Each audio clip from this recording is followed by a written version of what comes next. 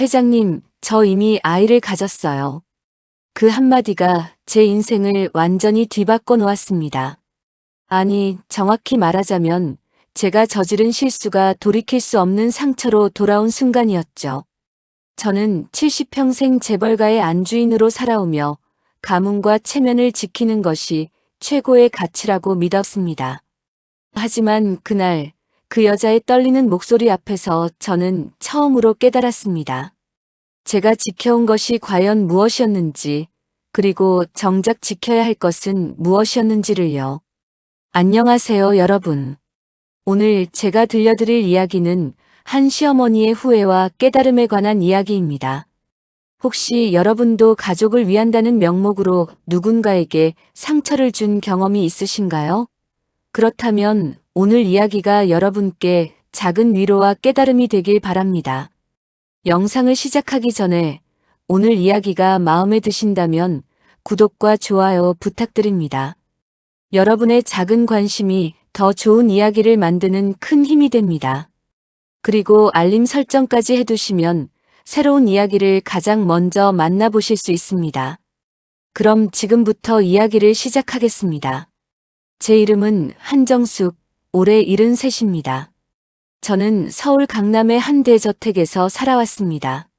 남편은 중견 건설회사를 운영하는 회장이었고, 저는 그 옆에서 30년 넘게 내조하며 가문을 지켜왔습니다. 우리 부부에게는 아들 하나가 있었는데 이름은 민준이라고 합니다. 민준이는 35살로 저희 회사의 전무이사를 맡고 있었습니다. 명문대를 나와 MBA까지 마친 능력 있는 아들이었죠. 외모도 준수하고 성격도 온화해서 주변에서 늘 부러움을 샀습니다. 저는 그런 아들이 자랑스러웠습니다. 그리고 당연히 아들의 결혼도 저희 가문에 어울리는 좋은 집안의 여식과 이뤄질 거라 믿어 의심치 않았습니다. 실제로 저는 몇 년 전부터 은근히 중매를 주선해 왔습니다. 같은 재벌가의 딸들, 의사나 변호사 같은 전문직 여성들을 소개했죠. 하지만 민준이는 번번이 정중히 거절했습니다. 엄마, 전 제가 좋아하는 사람을 만나고 싶어요. 결혼은 평생의 문제잖아요. 그렇게 말하는 아들을 보며 저는 답답함을 느꼈지만 그래도 믿었습니다. 우리 아들이라면 분명 제 눈에 차는 여자를 데려올 거라고요. 그런데 그날이었습니다. 작년 가을 단풍이 물들기 시작하던 어느 일요일 오후였죠. 민준이가 갑자기 전화를 걸어왔습니다. 엄마, 오늘 저녁에 집에 갈게요. 소개시켜드릴 사람이 있어요. 설레는 목소리였습니다. 저는 속으로 생각했죠. 드디어 좋은 여자를 만났나 보구나. 저는 그날 오후 내내 들뜬 마음으로 준비했습니다. 머리도 새로 손질하고 평소 아끼던 한복도 꺼내 입었습니다. 안방에는 좋은 향을 피워두고 거실 테이블에는 고급 다과를 준비했죠. 남편도 일찍 귀가해서 함께 아들을 기다렸습니다. 저녁 7시쯤이었을 겁니다. 현관문이 열리는 소리가 들렸고 민준이가 누군가와 함께 들어왔습니다. 저는 기대에 찬 얼굴로 거실로 나갔습니다. 그리고 그 여자를 처음 봤습니다. 첫인상은 솔직히 실망스러웠습니다. 키는 160cm 정도로 작았고 얼굴은 화장기 없이 수수했습니다. 입고 있던 옷도 백화점 브랜드가 아닌 게 한눈에 보였죠. 검은색 니트에 청바지, 그리고 낡아 보이는 핸드백을 들고 있었습니다. 무엇보다 그 여자의 태도가 제 신경을 건드렸습니다. 고개를 푹 숙인 채 눈도 제대로 마주치지 못하고 목소리도 너무 작아서 겨우 들릴 정도였습니다. 안녕하세요. 저는 김수정이라고 합니다. 그 여자가 90도로 허리를 숙여 인사했습니다. 손은 떨리고 있었고 긴장한 나머지 이마에 땀방울까지 맺혀 있었죠. 저는 애써 미소를 지으며 대답했습니다. 어서 오세요. 편하게 앉으세요. 하지만 속으로는 이미 판단을 내린 상태였습니다. 이 여자는 안 되겠어. 우리 집안과는 절대 어울리지 않아. 그날 저녁 식사 자리는 참으로 어색했습니다. 수정 씨는 식사 내내 거의 말이 없었습니다. 제가 물어보는 질문에 짧게 대답할 뿐이었죠. 어디 사세요? 노원구요. 부모님은 뭐 하세요? 아버지는 돌아가셨고 어머니는 식당 일하세요. 학교는 어디 나왔어요? 지방 국립대 나왔어요. 대답을 들을수록 제 마음은 굳어갔습니다. 노원구의 작은 빌라에 사는 한부모 가정의 딸. 지방대 출신의 중소기업 사무직. 이런 여자가 어떻게 감히 우리 재벌가의 며느리가 될 수 있단 말입니까?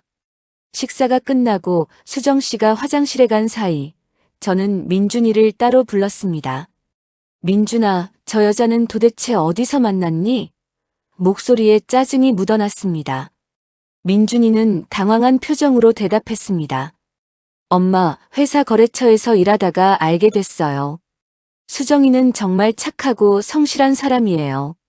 3년 동안 사귀면서 정말 많이 알게 됐는데 3년이나?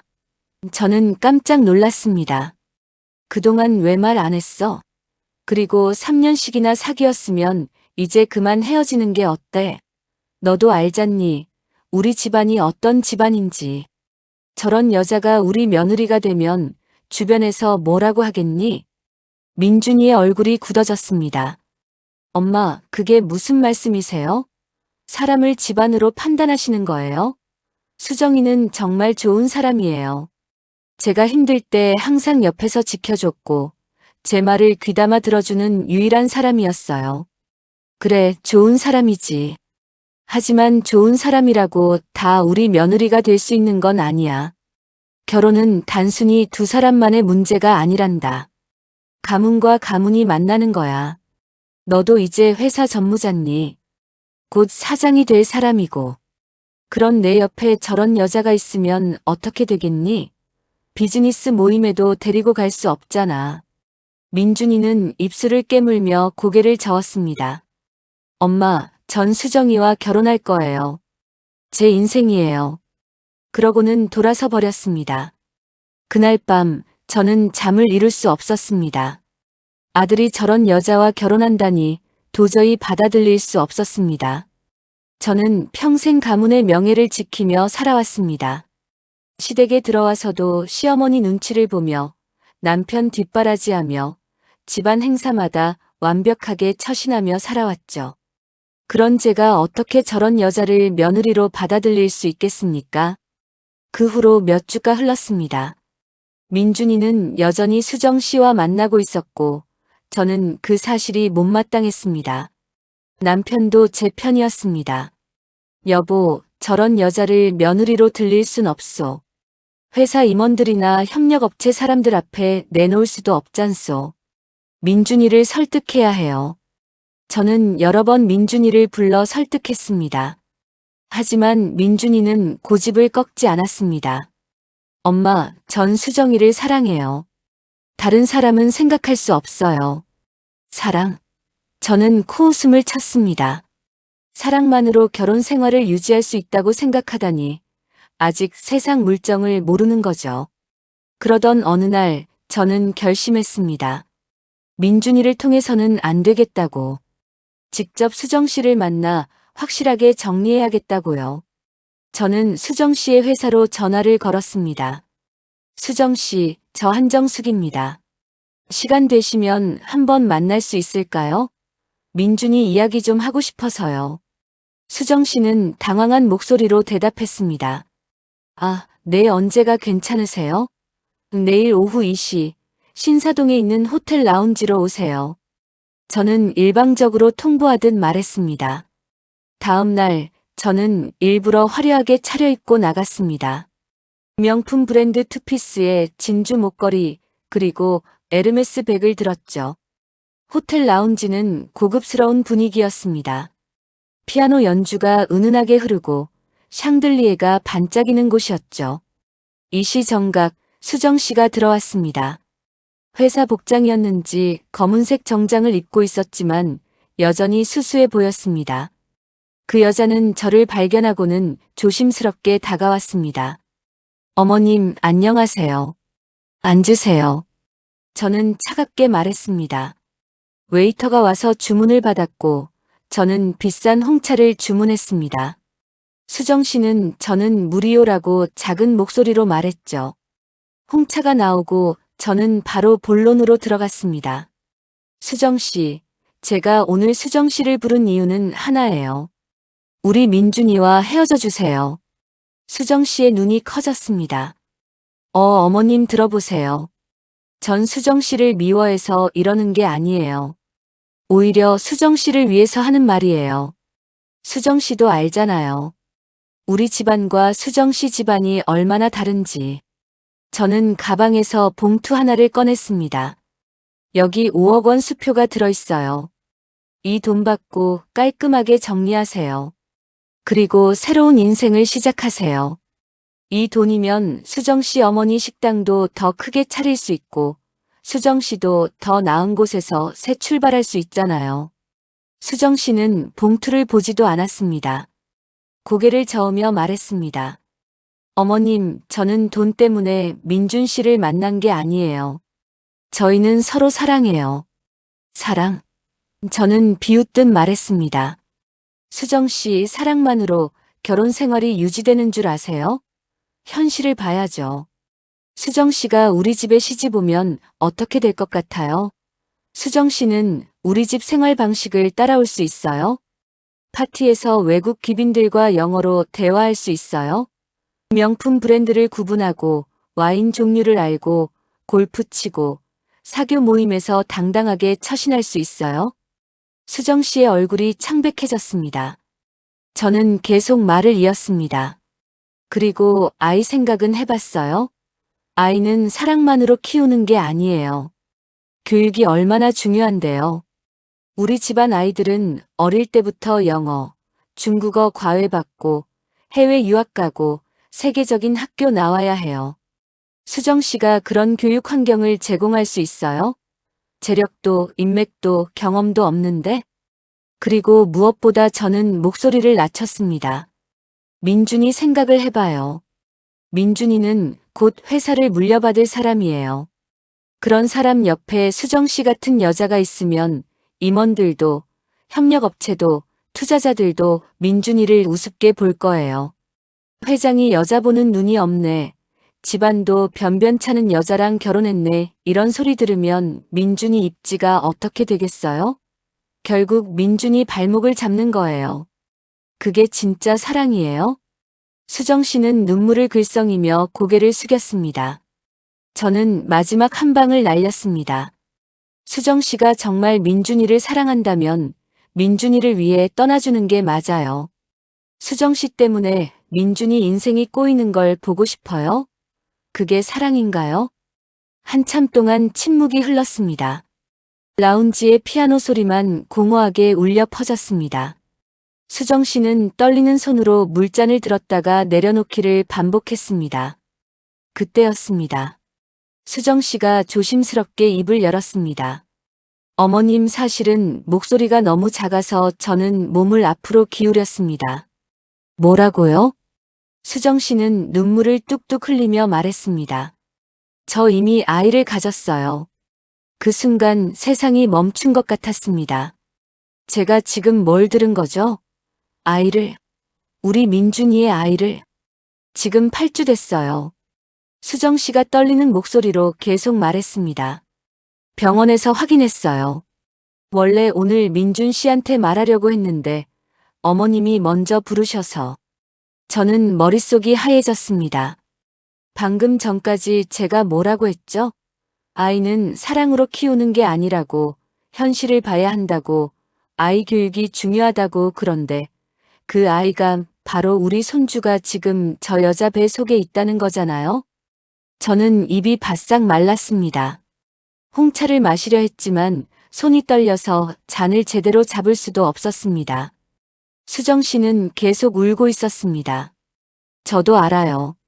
제가 어머님 눈에 부족하다는 거. 하지만 저는 정말 민준 씨를 사랑해요. 그리고 이 아이도 소중한 생명이잖아요. 제 머릿속이 복잡해졌습니다. 손주라니. 우리 집안의 대를 이을 손주. 그 아이가 지금 저 여자 뱃속에 있다는 게 믿기지 않았습니다. 아니, 믿고 싶지 않았습니다. 하지만 이미 제 입에서 나온 말들은 주워 담을 수 없었습니다. 저는 이미 수정 씨에게 헤어지라고, 돈을 받고 떠나라고, 민준이 인생을 망치지 말라고 말해버렸습니다. 어떻게 이제 와서 미안해요. 손주라니, 그럼 결혼하세요라고 할 수 있겠습니까? 더군다나 임신 사실을 알았다고 해서 제 생각이 바뀐 건 아니었습니다. 여전히 수정 씨는 우리 집안의 며느리로 적합하지 않았습니다. 하지만 그렇다고 손주를 포기할 수도 없는 노릇이었죠. 저는 혼란스러웠습니다. 뭐라고 말해야 할지 알 수 없었습니다. 그저 멍하니 수정 씨를 바라만 봤습니다. 수정 씨는 한참을 울다가 가방에서 초음파 사진을 꺼냈습니다. 떨리는 손으로 그걸 테이블 위에 놓았습니다. 이게 아기예요. 아직 작지만 심장이 뛰는 게 보여요. 저는 그 사진을 내려다봤습니다. 흑백의 흐릿한 이미지 속에 작은 점 같은 게 보였습니다. 그게 우리 손주라니. 민준이의 아이라니. 저는 손이 저절로 움직여서 그 사진을 집어들었습니다. 자세히 들여다봤습니다. 정말 작았습니다. 콩알만 했습니다. 하지만 분명 생명이었습니다. 우리 집안의 피를 이어받을 아이였습니다. 갑자기 가슴이 먹먹해졌습니다. 민준이가 태어났을 때가 떠올랐습니다. 30년 전 저도 처음 초음파 사진을 받았을 때의 그 설렘. 작은 생명이 제 뱃속에서 자라고 있다는 그 신비로움. 그때의 저도 지금의 수정 씨처럼 떨리는 마음으로 그 사진을 바라봤었습니다. 하지만 저는 재빨리 정신을 차렸습니다. 안 돼. 감정에 휩쓸리면 안 돼. 저는 사진을 다시 테이블에 내려놓으며 말했습니다. 수정 씨, 아이를 가진 건 알겠어요. 하지만 그렇다고 해서 제 생각이 바뀌는 건 아니에요. 수정 씨가 놀란 눈으로 저를 쳐다봤습니다. 저는 냉정하게 말을 이었습니다.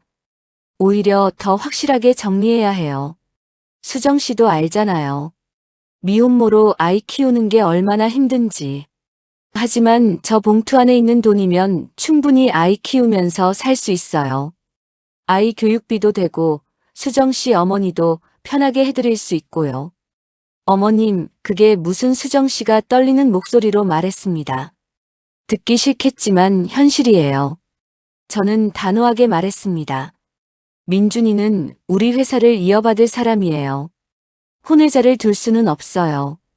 그게 우리 집안의 명예를 얼마나 실추시키는지 알아요? 차라리 수정 씨가 조용히 아이 낳아서 키우는 게 나아요. 저희가 지원은 할게요. 매달 양육비도 보내드리고 아이 교육비도 대드릴게요.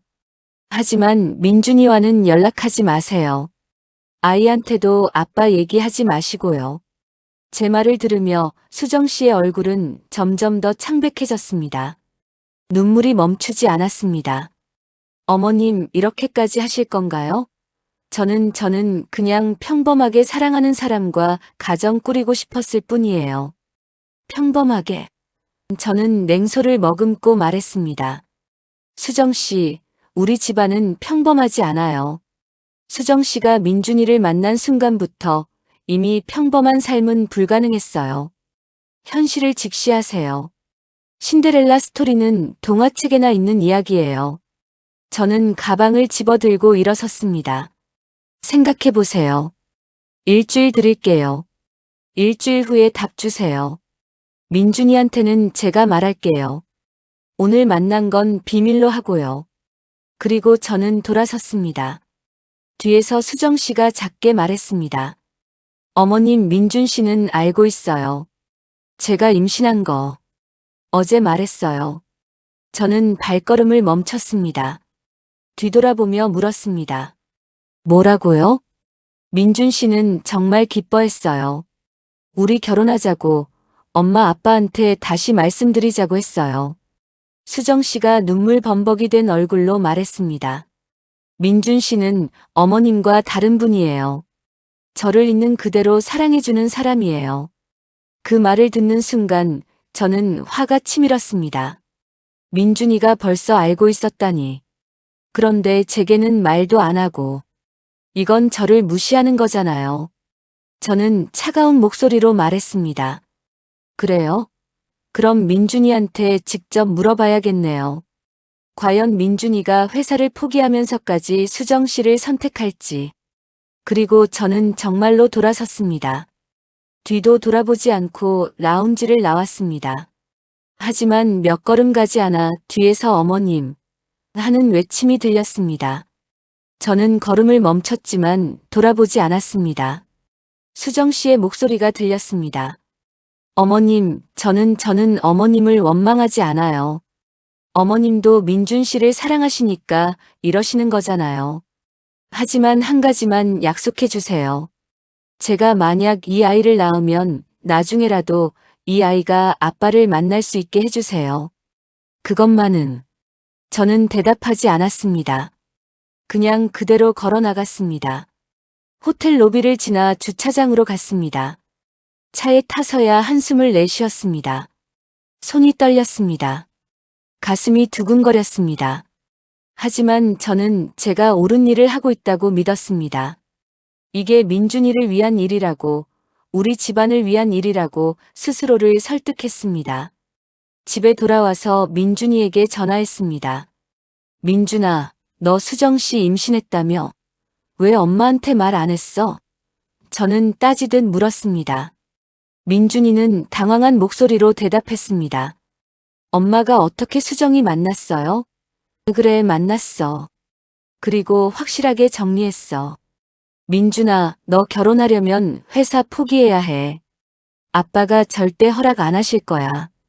회사냐, 그 여자냐, 둘 중 하나 선택해. 전화기 너머로 민준이의 거친 숨소리가 들렸습니다. 한참의 침묵 끝에 민준이가 말했습니다. 엄마, 전 수정이를 선택할 거예요. 회사는 포기할게요. 저는 믿을 수 없었습니다. 너 지금 정신이 있니? 회사를 포기한다고? 내가 지금까지 준비해온 게 다 뭐야? 내 인생을 망치는 거야. 엄마가 망치는 거예요. 민준이의 목소리가 싸늘했습니다. 전 제 아이의 아빠가 될 거예요. 그게 제 선택이에요. 그리고 전화를 끊어버렸습니다. 그날 이후 집안은 전쟁터가 됐습니다. 민준이는 집에 들어오지 않았습니다. 회사에도 나오지 않았습니다. 나중에 알고 보니 수정 씨네 집 근처에 원룸을 얻어서 그곳에서 지내고 있었습니다. 남편은 격분했습니다. 당장 그놈을 데리고 와. 회사 임원들한테 뭐라고 설명할 거야? 하지만 민준이는 전화도 받지 않았습니다. 저는 매일 밤 잠을 이룰 수 없었습니다. 한 달이 지나고 두 달이 지났습니다. 민준이는 여전히 집에 오지 않았습니다. 회사에서는 민준이 없이 일이 돌아갔지만 분위기는 어수선했습니다. 임원들 사이에서 수군거림이 들렸습니다. 전무님이 여자 문제로 집을 나가셨대요. 결혼 문제로 회장님과 사이가 틀어졌대요. 저는 체면이 구겨졌습니다. 사교 모임에 나가도 다들 저를 이상하게 쳐다보는 것 같았습니다. 다른 재벌가 부인들이 요즘 민준이는 잘 지내죠? 라고 물으면 저는 애써 웃으며 네, 잘 지내요라고 대답했지만 속은 타들어갔습니다. 3개월이 지났을 무렵 민준이에게서 문자가 왔습니다. 엄마, 아빠 다음 주에 구청에서 혼인신고 할 거예요. 식은 안 올릴 거고요. 나중에 시간 되시면 인사드리러 갈게요. 그게 끝이었습니다. 짧은 문자 몇 줄로 제 아들의 결혼 소식을 전해 들었습니다. 저는 그 문자를 보며 한참을 울었습니다. 이게 제가 원했던 건가요? 아들이 집을 나가고 연락도 끊기고 결혼식에도 초대받지 못하는 게. 남편은 더 강경했습니다. 그놈이 혼인신고를 한다고? 좋아, 그럼 회사 주식도 재산도 한 푼도 안 줄 거야. 상속에서 제외시킬 거야. 그렇게 말하면서도 남편의 눈가에는 눈물이 맺혀 있었습니다. 혼인신고 날 저는 몰래 구청 앞까지 갔습니다. 차 안에서 지켜봤습니다. 민준이와 수정 씨가 손을 잡고 구청으로 들어가는 모습을 봤습니다. 수정 씨는 임신 5개월이 되어서 배가 불러 있었습니다. 민준이는 수정 씨의 손을 꼭 잡고 조심스럽게 에스코트하며 걸었습니다. 그 모습을 보는 순간 가슴이 무너졌습니다. 저 모습이 저렇게 행복해 보이는 저 모습이 왜 제 눈에는 그렇게 슬퍼 보였을까요? 제가 막지만 않았다면, 제가 인정해줬다면 저들은 훨씬 더 당당하고 행복하게 결혼할 수 있었을 텐데. 그 후로 6개월이 더 지났습니다. 수정 씨가 아이를 낳았다는 소식을 우연히 들었습니다. 회사 직원을 통해서였죠. 전무님이 아들을 낳으셨대요. 건강하게 태어났다고 하던데요. 손주. 제 손주가 태어났는데 저는 그 얼굴도 보지 못했습니다. 이름도 몰랐습니다. 며칠 후 민준이에게서 사진 한 장이 문자로 왔습니다. 갓 태어난 아기 사진이었습니다. 엄마, 아빠, 건강한 아들 낳았어요. 이름은 준서예요. 엄마, 아빠 보고 싶어요. 저는 그 사진을 보며 하염없이 눈물을 흘렸습니다. 작고 빨간 얼굴의 아기. 우리 민준이를 닮았습니다. 제 손주입니다. 하지만 저는 안아볼 수도 없습니다. 제가 거부했으니까요. 남편도 그 사진을 보더니 아무 말 없이 방으로 들어가 버렸습니다. 나중에 몰래 들어가 보니 남편도 그 사진을 확대해서 보고 있었습니다. 눈가가 붉었습니다. 여보, 제가 조심스럽게 말을 꺼냈습니다. 우리가 너무 심하게 한 거 아닐까요? 남편은 대답하지 않았습니다. 하지만 어깨가 떨리고 있었습니다. 그날 밤 저희 부부는 오랜만에 솔직한 대화를 나눴습니다. 여보, 우리가 뭘 지키려고 이러는 거예요? 가문? 체면? 그게 그렇게 중요한가요? 우리 아들보다, 우리 손주보다? 제가 물었습니다. 남편은 한숨을 쉬며 말했습니다. 나도 모르겠소. 나도 준서를 보고 싶소. 민준이도 보고 싶고. 하지만 이미 너무 멀리 와버렸소. 어떻게 돌아가야 할지 모르겠소. 1년이 지났습니다. 준서는 돌이 되었습니다. 민준이는 여전히 집에 오지 않았습니다. 회사에는 나왔지만 업무적인 대화만 했습니다. 사적인 이야기는 전혀 하지 않았습니다. 저는 매일 후회했습니다. 왜 그랬을까? 왜 수정 씨를 받아들이지 못했을까? 정말 수정 씨가 우리 며느리로 부족했던 걸까? 아니면 제 허영심과 자존심이 문제였던 걸까? 어느 날 저는 우연히 마트에서 수정 씨를 봤습니다. 유모차를 밀고 있었습니다. 유모차 안에는 준서가 있었습니다. 벌써 이렇게 컸구나. 통통한 볼에 동그란 눈. 민준이를 닮았습니다. 저는 멀리서 지켜봤습니다. 수정 씨는 과일을 고르고 있었습니다. 가격표를 보며 고민하는 모습이 보였습니다. 제일 싼 과일을 골랐습니다. 그러고는 준서에게 미소를 지으며 말했습니다. 준서야, 오늘 엄마가 맛있는 사과 사줄게. 가슴이 아팠습니다. 저 여자는 지금도 힘들게 살고 있구나. 민준이 혼자서는 예전만큼 벌지 못할 테니까. 회사에서도 민준이는 이제 상속 대상에서 제외됐으니까요. 저는 용기를 내서 다가갔습니다. 수정 씨, 제가 부르자 수정 씨가 깜짝 놀라며 돌아봤습니다. 어머님. 우리는 마트 푸드코트에 앉았습니다. 준서는 유모차에서 방긋 웃고 있었습니다. 저는 준서를 보며 말했습니다. 안아봐도 될까요? 수정 씨는 잠시 망설이다가 고개를 끄덕였습니다. 저는 떨리는 손으로 준서를 안아 올렸습니다. 아, 이 느낌. 30년 만에 느껴보는 이 포근함. 준서는 저를 보며 까르르 웃었습니다. 눈물이 났습니다. 저도 모르게 눈물이 흘러내렸습니다. 미안해요, 수정 씨. 정말 미안해요. 저는 울면서 말했습니다. 수정 씨도 눈물을 흘렸습니다. 어머님, 제가 너무 잘못했어요. 제가 고집을 부렸어요. 가문이니 체면이니 하는 것들이 중요하다고 생각했는데 정말 중요한 건 가족이었어요. 제 아들과 제 손주, 그리고 제 아들이 사랑하는 사람. 그게 전부였는데 전 그걸 지키지 못했어요. 수정 씨는 고개를 저었습니다. 어머님 괜찮아요. 저도 어머님을 이해해요. 어머님 입장에서는 제가 정말 부족해 보였을 거예요. 아니에요. 저는 단호하게 말했습니다.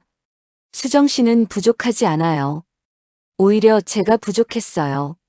사람을 보는 눈이 없었어요. 수정 씨가 얼마나 착하고 성실한 사람인지, 우리 민준이를 얼마나 진심으로 사랑하는지, 전 그걸 보지 못했어요. 저는 준서를 꼭 안으며 말했습니다. 부탁이에요, 수정 씨. 저희 집으로 돌아와 주세요. 민준이한테도 말해주세요. 엄마 아빠가 정말 미안하다고, 이제 진심으로 수정 씨를 우리 며느리로, 우리 가족으로 받아들이고 싶다고. 수정 씨는 눈물을 닦으며 말했습니다. 민준 씨한테 말해볼게요. 하지만 민준 씨가 많이 상처받았어요. 시간이 좀 필요할 것 같아요. 기다릴게요. 저는 말했습니다. 얼마든지 기다릴게요. 제가 잘못한 거니까요. 그날 저녁 저는 민준이에게 전화했습니다. 민준아, 엄마야. 오늘 수정 씨랑 준서 만났어. 준서 정말 예쁘더라. 너 닮았어. 전화 너머로 민준이의 놀란 목소리가 들렸습니다. 저는 계속 말했습니다. 민준아, 엄마가 잘못했어. 정말 잘못했어. 엄마가 너무 어리석었어.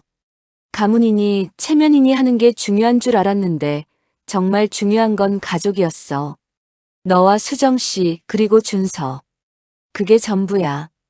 엄마. 민준이의 목소리가 떨렸습니다. 집으로 돌아와, 민준아. 수정 씨랑 준서랑 같이. 엄마가 정말 진심으로 수정 씨를 우리 며느리로 맞이할게. 아빠도 그러실 거야. 우리 다시 가족이 되자. 한참의 침묵이 흘렀습니다. 그러고는 민준이의 흐느끼는 소리가 들렸습니다. 엄마 정말요? 정말 괜찮아요? 응, 정말이야. 엄마가 약속할게. 이제 수정 씨를 내 딸처럼 아낄게. 준서도 제대로 할머니 노릇할게. 2주 후 민준이와 수정 씨, 그리고 준서가 집으로 돌아왔습니다. 저는 현관에서 수정 씨를 꼭 안아주었습니다. 어서 와요, 우리 며느리. 그동안 고생 많았어요. 수정 씨는 제 품에서 엉엉 울었습니다.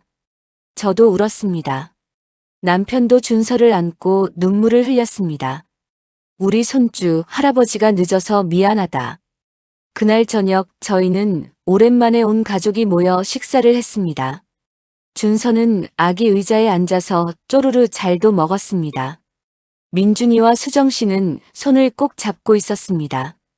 저는 그 모습을 보며 깨달았습니다. 진짜 가문의 품격이란 명품을 걸치고 호화로운 집에 사는 게 아니라 가족을 사랑하고 서로를 존중하는 마음에서 나오는 거라는 걸요. 수정 씨는 이제 저희 집의 당당한 며느리가 됐습니다. 여전히 조심스러운 면이 있지만 점점 밝아지고 있습니다. 저는 수정 씨에게 요리도 가르쳐주고 사교 모임에도 함께 나갑니다. 다른 재벌가 부인들한테 이렇게 소개합니다. 이게 우리 며느리 수정이에요. 정말 착하고 예쁘죠? 처음엔 다들 의아해했습니다. 하지만 수정 씨의 순수하고 진실한 모습에 다들 마음을 열었습니다. 어떤 부인은 제게 이렇게 말했습니다. 정숙 씨, 며느리 참 잘 두셨어요. 요즘 저렇게 순수한 젊은이 보기 힘들어요. 그 말을 들으며 저는 뿌듯했습니다. 동시에 부끄러웠습니다. 제가 진작 이걸 알았더라면 우리 가족이 1년 넘게 떨어져 있을 필요가 없었을 텐데. 준서는 이제 3살이 됐습니다. 밝고 건강하게 자라고 있습니다. 저를 할미라고 부르며 따릅니다. 준서를 안고 있으면 제 인생에서 정말 중요한 게 뭔지 다시 한번 깨닫게 됩니다. 민준이도 회사에 복귀했습니다. 남편은 민준이를 다시 후계자로 인정했습니다. 하지만 이제 민준이는 예전과 다릅니다. 더 성숙해졌고 더 단단해졌습니다. 그리고 무엇보다 가족의 소중함을 아는 사람이 됐습니다. 저는 가끔 1년 전 그날을 떠올립니다. 호텔 라운지에서 수정 씨에게 했던 그 잔인한 말들. 아이는 사랑으로 키우는 게 아니에요. 현실을 봐야죠. 그 말이 얼마나 어리석었는지 이제는 압니다. 아이는 사랑으로 키우는 겁니다. 돈이나 명예가 아니라 진심 어린 사랑과 관심으로요. 그리고 가문의 진짜 가치는 대외적인 체면이 아니라 가족 구성원 모두가 서로를 사랑하고 존중하는 데 있습니다. 저는 수정 씨에게 늘 고맙다고 말합니다. 수정아, 고마워. 우리 민준이 옆을 지켜줘서. 그리고 준서를 낳아줘서. 너 때문에 엄마가 정말 중요한 걸 배웠어. 수정 씨는 수줍게 웃으며 대답합니다. 어머니, 제가 더 감사해요. 저를 받아주셔서. 어제는 준서 생일이었습니다. 저희 집 정원에서 작은 파티를 열었습니다. 친척들도 다 왔고 수정 씨 어머님도 오셨습니다. 수정 씨 어머니는 처음엔 어색해 하셨지만 저와 이야기를 나누며 점점 편해지셨습니다. 사돈댁 정말 감사합니다. 우리 수정이 잘 부탁드려요. 수정 씨 어머니가 제 손을 꼭 잡으며 말씀하셨습니다. 저는 고개를 저었습니다. 아니에요. 제가 더 감사하죠. 이렇게 착한 딸을 키워주셔서. 우리 며느리 덕분에 제가 인생을 새로 배우고 있어요. 파티가 끝나고 모두가 돌아간 후 저는 정원 벤치에 앉아 하늘을 올려다봤습니다. 별이 반짝이고 있었습니다. 남편이 옆에 와서 앉았습니다. 여보, 우리 잘 해내고 있는 거 맞죠? 제가 물었습니다. 남편은 제 손을 꼭 잡으며 대답했습니다. 그럼요. 이제야 제대로 하고 있는 거죠. 늦었지만 저는 남편의 손을 마주 잡았습니다. 그리고 생각했습니다. 인생에서 늦은 깨달음이란 없다고. 중요한 건 깨닫는 것, 그리고 변화하는 것이라고요. 여러분, 오늘 이야기가 어떠셨나요? 혹시 여러분도 가족 때문에 고민하고 계신가요? 체면이나 남의 시선 때문에 정작 중요한 것을 놓치고 있진 않나요? 제 이야기가 여러분께 작은 교훈이 되었으면 합니다. 가문도 재산도 명예도 중요하지만 가장 중요한 건 결국 사랑하는 사람들과 함께하는 시간입니다. 그 시간을 소중히 여기세요. 제가 놓쳤던 1년이 얼마나 아까운 시간이었는지 이제는 뼈저리게 느낍니다. 오늘도 영상 봐주셔서 감사합니다. 구독과 좋아요, 알림 설정 부탁드립니다. 그리고 여러분의 가족을 꼭 안아주세요. 사랑한다고 말해주세요. 내일은 너무 늦을 수도 있으니까요. 다음에 더 좋은 이야기로 찾아뵙겠습니다. 감사합니다.